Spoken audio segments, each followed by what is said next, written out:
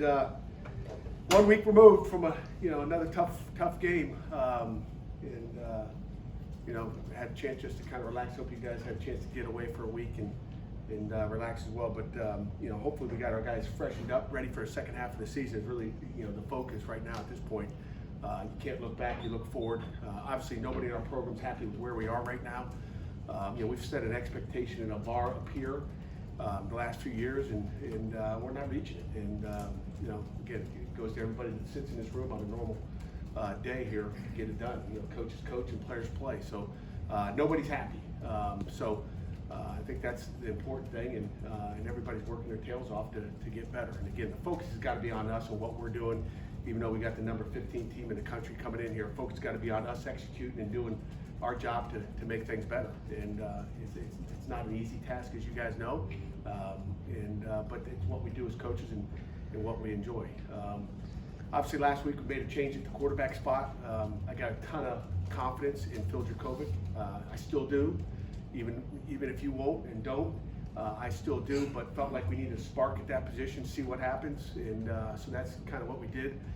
So Christian will be the guy lined up there, and expect to have a good week this week as we did last week at that position, and kind of see what happens. Again, I got a lot of faith in him and Nate Yarnell as well. So that's kind of where we are there. So we'll kind of see where we go as far as the quarterback position goes. As far as Louisville, then I'll let you guys ask questions. Again, the number 14th or 15th team in the country. Jeff Brom. My first time going against him, but I've known him for a while. I think he's an excellent football coach. He's an offensive guy. His brother Brian is the offensive coordinator. They obviously do a great job game planning. They got one of the not only top 15 team, they got top 20 offense in just about every category. They got the Jordan kid, number 25 tailback, is Izzy Abandakanda, speed wise. He's not as big as Izzy, but he's physical, and if he hits the hole, and if you don't hit it right, if you miss it, he's gone. Like you saw Izzy a year ago, he's had some explosive screens, runs. He does it all. He's got great hands out of the backfield. So, and then the Plummer kid quarterback is a guy that's an older guy that he's worked with in the past at Purdue. So they're and they're talented at receiver as well. So they got probably maybe as a talented receiving crew as we're going to see this year. Again, just explosive on offense in every way with the receivers, with the running back. Just a team that we got to make sure we limit the explosive, which we've done a decent job of this year. And then defensively, again, multiple fronts. We're going to see probably three major fronts, so we'll see 4 down, 3 down combination, different stuff. They're aggressive up front. They got their strength is their defensive line. The Gillette kid up front is a football player, but they got multiple guys that can rush the quarterback and put pressure. So we'll have to be really good in protection, and again they're stingy in the run game. I mean, they're in the top 10 probably stopping the run as well. So it's a heck of a challenge that's walking in here, and we're working there. So questions? How did the quarterback change come about? Did you approach Frank? Did he approach you, or did it come up organically? Frank ultimately is going to make that decision, Amanda. But we had conversations for sure, I think anytime you step overboard and say, hey, I think you need to do this, I just don't think it works well. But Frank ultimately makes that call, and I'll either say yay or nay. Again, like I said, we got faith in Phil, and you were hoping to see what you saw in practice. It just, and again, like I said, we're going to find out where we move from here, again, Phil's an unbelievable guy. Phil will do whatever you ask him to do. He just wants to win. He doesn't care. And Phil took it like a champion, like I expected him to. And like I said, Phil, will do anything we ask him to do. He'll run down on a kickoff. He'll play defense. He'll do anything. What are those conversations about maybe making a change? Did they start when you get the bye week? Yes. And will he play that in that? Well, no. Again, rumors get out there, I guess, and whatever you want to call it, will. He's been in the quarterback meetings. He's a quarterback, and that's what he is. Could he be a tight end someday? Yeah. But when I'm talking down the line, but he's a quarterback here at Pitt.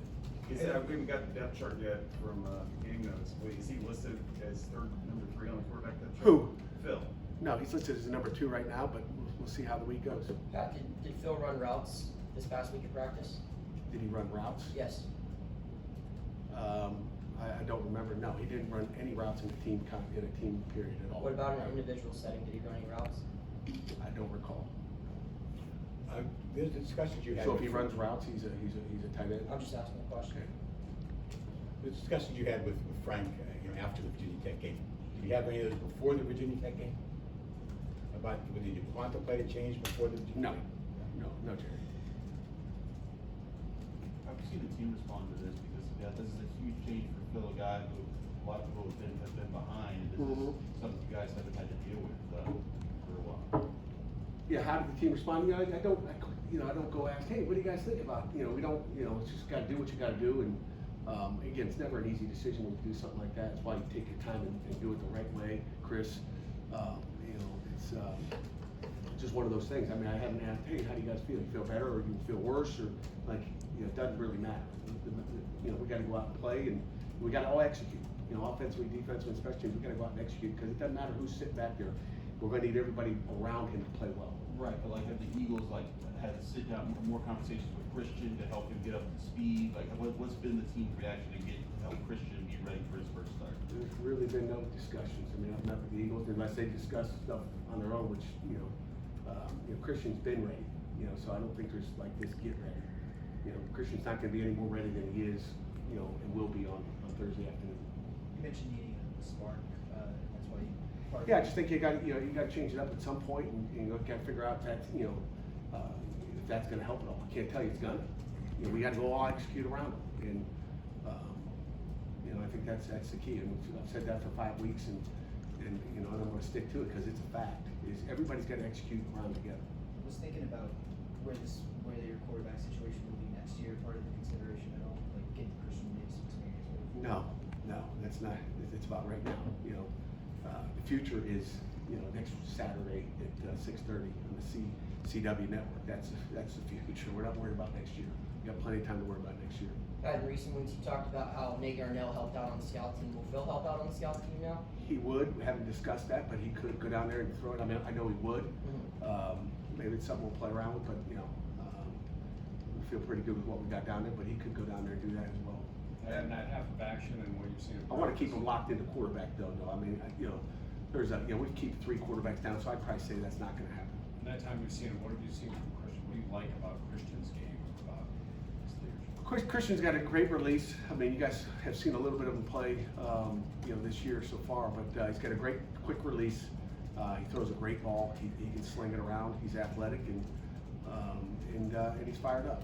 So I think he wants to have his opportunity, and we're going to find out what it looks like Saturday night.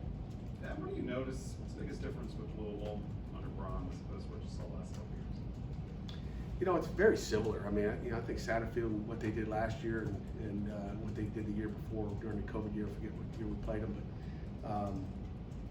but they've got a lot of transfers in right now. I mean, that's the first thing. They've got, I think a Jackson State and Jackson State and a Georgia State transfers. So they got 200 guys. I mean, out there, receiver that are physical. The receivers are physical. They make plays. They're quick. They get out of their breaks well. And again, they will block you. I mean, I'm impressed with their toughness. But I just think Brown does a great job scheming you up.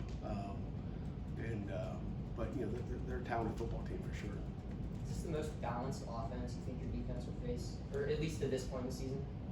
Yeah, I mean, you go back to the Virginia Tech game and you look at we're on the field for almost 40 minutes and 59 rushes. Our goal is to hold people to 3.3 yards per carry. We held them to 3.4 yards. It felt like it was 10.8 yards per carry. What it felt like, because you felt like you're out there all day. And you couldn't stop that little toss counter. Reed had, they were playing with wildcat quarterback. I mean, the Drones kid. So when you look at the balance there, but then he was able to hit 3 big passes on us, which was disappointing. Got a little push off, and we're looking back for the ball too early for almost 10 yards. We're looking back for the ball and getting nudged off.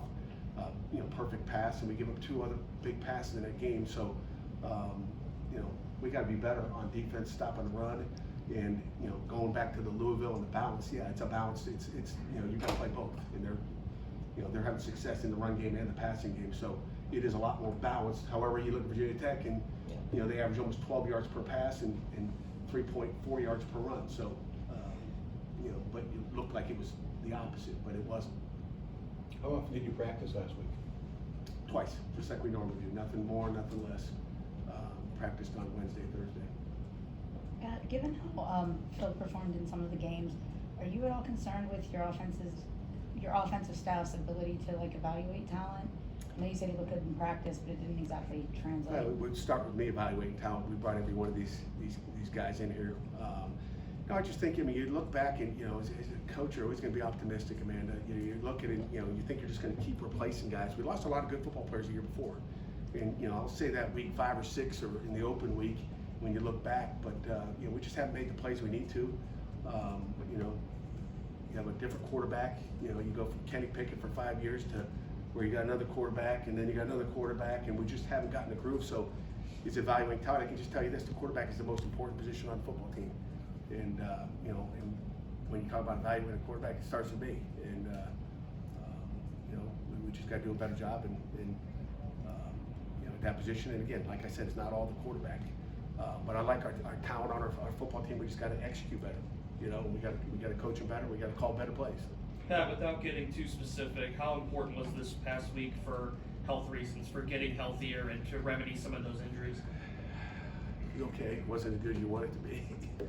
Wasn't as good as you want it to be. I'll leave it right there. But Jerry, I thought that was going to be your question. He's my You asked Sir, him, you yeah. say, hey, could you do that for me today?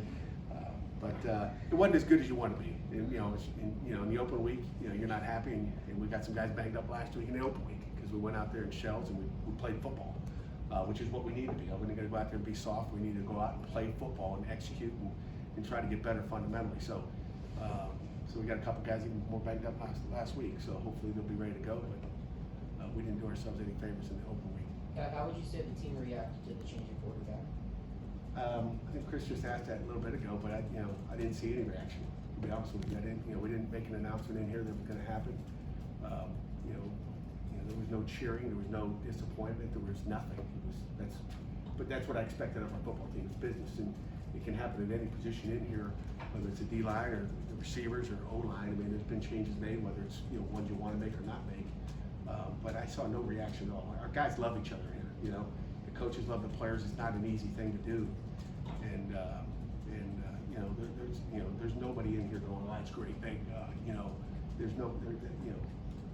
There's none of that. Our guys are together and care for each other. Not about the quarterbacks, but about being 1-4. Have you and your coaches had to maybe get the kids to, to keep their chins up, to keep motivated them at 1-4? You always want to do that. I think you're always, every week you're motivated, whether you lost 1 or you lost 2 in a row or 5 in a row. But I think that's always a constant. You're trying to keep guys. But I think kids nowadays are resilient. After again, they had almost 72 hours before we watched it and did all that. They had Sunday off after that game. We didn't get home until about 4 o'clock in the morning anyway.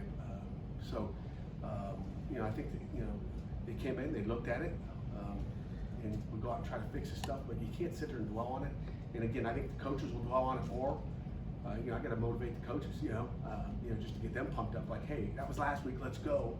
As much as the players, I think it's a mental game that you play, but that's part of life. And we sit there and worry about what happened in our life, in our personal life or our football life. You're going to have problems. You got to move on and play the situation. It's called adversity. It happens in daily life, and I'm sure everybody in here is going through something.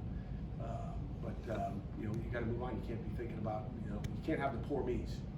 And our guys don't have that, and I don't think that's a problem. On the note of motivating coaches, are you still spending the bulk of your time in the defensive meeting rooms, or are you, spending a little bit more time on the offensive side of the ball just to see what changes they're looking at or what they're looking at? Yeah, I spend a little bit more time, but like I said, I got to, we got, if you watched Pittsburgh Steelers yesterday. I didn't get to watch it, but talk about dominant defense.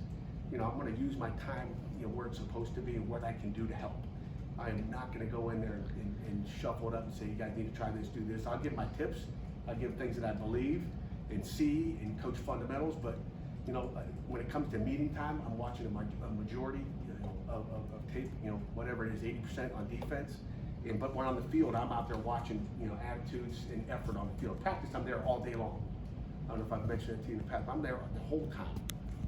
Because I think that's where I can at least watch the attitude, watch the fundamentals, watch, the scout team, making sure they're giving them a good look and pass rushing and not, just sitting there on the line of scrimmage getting blocked.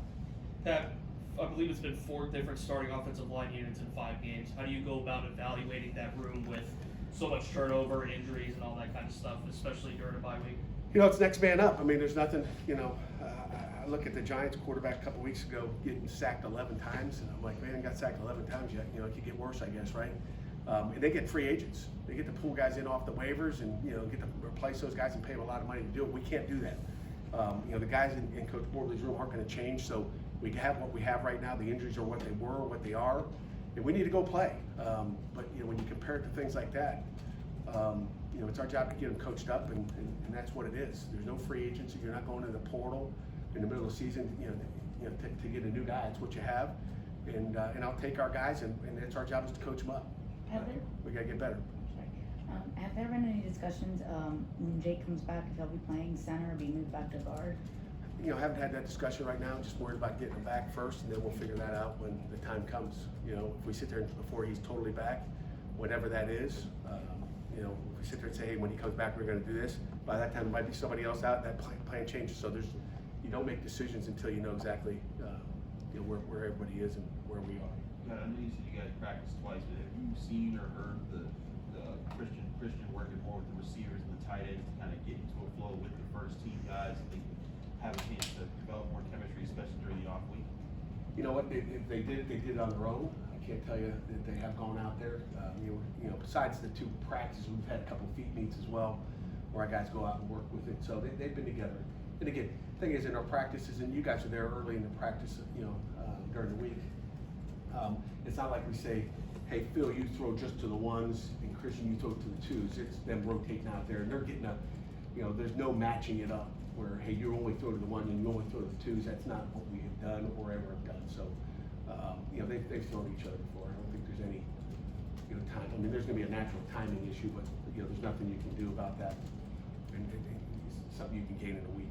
Pat, you call this Christian's opportunity. I mean, he's obviously going to start Saturday. Is he the starter until, or is this like, are you essentially evaluating him on Saturday and then I think everybody gets evaluated, I mean, Phil's been evaluated for 5 weeks, so, we're going to take that body of work that he puts in Saturday and look at it and keep him on his feet and let him go. But we're going to do whatever we got to do to win a football game. You said a lot of times about not having a quick hook, not wanting to make a quick reaction. That's right. For the first 5 games. You kind of have to reset the clock now. I mean, now Christian is sort of the same. No question, Chris. I mean, I'm not going to pull the plug on him either. I don't think you pull the plug on anybody. So, he's got to go out and execute. We expect that, and we'll see how it goes. And everybody around him's got to get it done. Okay, when you look at the transfer QBs that have come in, Peterman obviously had some success, but He was pretty good. well, yeah. Max, had some injuries, didn't really play the level he wanted to. Keaton, I like Keith. I like inconsistent. Was a good football player. Last year, with Phil having his issues, you have to reevaluate maybe how you approach the portal with that position? You do, but again, as soon as you do that, then you handicap yourself in different situations. Who knows? I mean, it's just again, it's everybody around it as well. You look at some of these teams out here, like even of Louisville, how they taking a ton of transfer guys. You look at Colorado taking a ton. What's right, what's wrong. Maybe we should have taken, forget the quarterback, maybe we should have taken more offensive linemen, I mean, so you can look at the whole thing and what do we, maybe we play with too many young high school guys and we gotta take older guys. Maybe we just need a junior, senior oriented and just keep going to the portal and not recruit high school guys. There's a lot of different angles you can look at it. I'm not sure what's wrong or what's right, but I really like developing guys. And at the quarterback spot, when you have a guy leave, you gotta get another guy, and you want to get, you don't want to have 3 freshman quarterbacks. So you're kind of stuck doing that sometimes. You said the team 1 or needs 2 more, Jerry? The team needs a spark. What about Christian's makeup, his mental makeup? Thinks he can give that? Thinks leads you to believe he can get that spark? Well, if he goes out and makes some throws and makes some plays, that's how you get a spark, right? I mean, just something different. And, we'll find out. We'll find out Saturday, Jerry. As much as we focus on the offense or the quarterback change, how much was focus as the defense had to kind of refocus on and get back to the identity that you guys have had for the past few years defensively? fundamentally, stopping the run, getting after the Yeah, quarterback. thanks for asking about defense. You know, like I said, the Pittsburgh Steelers, you know, they win championships with defense, right, Jerry? That's right. Yeah, I watch, you know, what they do, and I always see some highlights. You know, I walked in my office yesterday after a staff day. I walked in there just as Pickens was the last 10 yards of that big pass. I didn't know what happened. I had it on my office, but I was never in my office. But I had it on whatever it was, CBS or ABC, whatever it was. Put it on when I got into the office. But you know, I mean, we got to play championship defense, and we got to get better. We got to make more plays. We missed a lot of tackles last week, and we've been solid, but not where we need to be. You know, we need to get off the field and get the ball back to our offense. Our offense needs to, you know, to sustain drives and not go 3 and out. Put the defense in bad spots with turnovers. Did you guys do anything like specific during the bye week to focus on on things to get better? Oh yes, no doubt about it. Did a lot of stuff. So got a lot of tackling drills there. Big That's why final? we got guys banged up, right? Anything else? Phil was the one who told his teammates about the change, right? And if that's so, I mean, what's that say about him that, you know, he didn't quit? I mean, he wanted to tell his guys about all of this. Phil is a great kid. I mean, if you guys knew Phil, just you love him to death. He's like I said, he's a team player. He'll do anything you ask him to do. He just wants to win. So it tells you a lot about the character of Phil. So it made it very difficult for you to make that change in light of all that.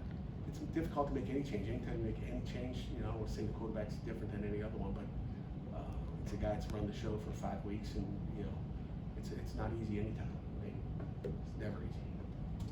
Is Phil helping Christian in terms of like the playbook and just like the knowledge, and this, just based on his experience, he's obviously played a lot longer. Yeah, I mean, if Christian's got questions, he's gonna ask Phil, he's gonna, you know, but like Christian's he's been in the same meeting room with Phil for, you know, he's been there with him, you know, they came in together pretty much in January, so they've been in the meeting room. You know, I listened, you know, back during practice and listened to what, you know, he should have thrown it here, he should have thrown it there, hey, you know, I mean, they have those conversations every day, so I don't think that's gonna change.